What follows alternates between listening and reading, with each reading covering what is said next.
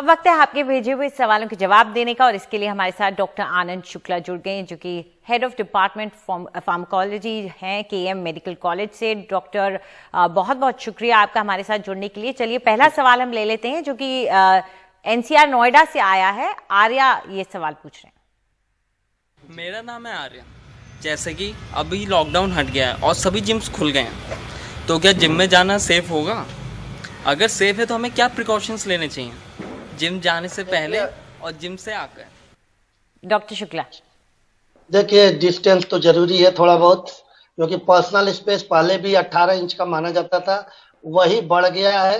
अब ये जो WHO ने 3 फीट 3 इंच बोला है, और हमारे जो गवर्नमेंट इंडिया गवर्नमेंट के लोग हैं, हेल्थ मिनिस्टर और प्राइम मिनिस्टर, ये लोग कहते हैं 2 गज की दूरी। 2 गज की दूरी तो संभव नहीं है कहीं भी, इसलिए कम से कम 3 से 4 फीट की दूरी बनाए रखें तथा मास्क लगाए। लेकिन आपने बहुत अच्छा सवाल पूछा, क्योंकि जिम में मास्क का यूज करना खतरनाक है, क्योंकि बहुत ज्यादा रिस्पिरेशन की, हेवी रिस्पिरेशन की जरूरत पड़ती है। और पता लगा कि आप मास्क लगा के ट्रेडमिल कर रहे हैं और आप वहीं पे कोलैप्स हो जाएंगे, क्योंकि आपका वेंटिलेशन अच्छा नहीं है। इसलिए इस चीज को ध्यान रखिए, मास्क उतार के ट्रेडमिल पे रहिए। दूसरा, स्क्वेटिंग और हेवी वेट उठाते समय भी मास्क बिल्कुल जरूरी नहीं है।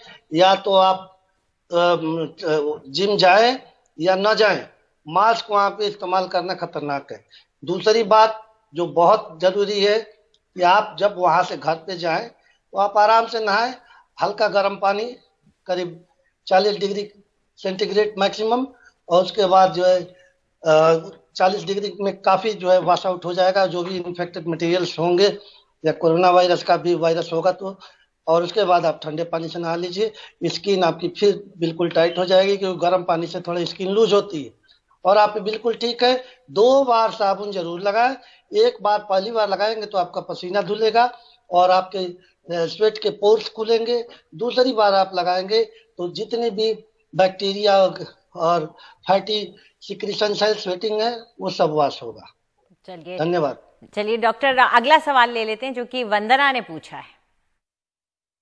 मैं ग्रेटर नोएडा से वंदना बाकलीवाल। अभी मौसम तेजी से बदल रहा है, कभी गर्मी तो कभी बारिश की वजह से सर्दी का एहसास। ऐसे में वायरल होना आम बात है, तो वायरल बुखार और कोरोना के बुखार में अंतर को कैसे पहचानें? देखिए बहुत अच्छा सवाल आपने पूछा है, क्योंकि यही चीज हम लोग बहुत पहले से कहते आ रहे हैं कि कोरोना वायरस की टॉक्सिसिटी एक लिमिटेशन पे है। जो PCR हम लोग कराते हैं उसमें जो है एग्जैक्ट उसकी टॉक्सिसिटी नहीं बताते। जैसे आपने देखा होगा, विडाल टेस्ट कराते हैं तो 1/40 1/60 तक जो है कोई टॉक्सिसिटी नहीं होती, लेकिन विडाल की पॉजिटिविटी एंटीजन एंटीबॉडी की आ जाती है।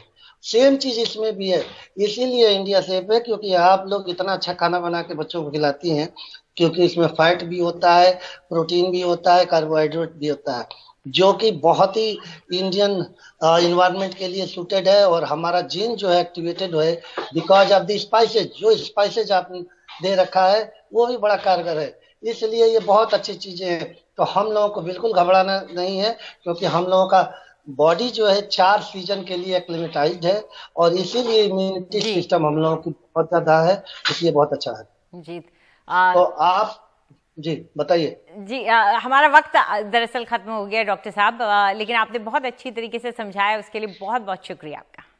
धन्यवाद धन्यवाद।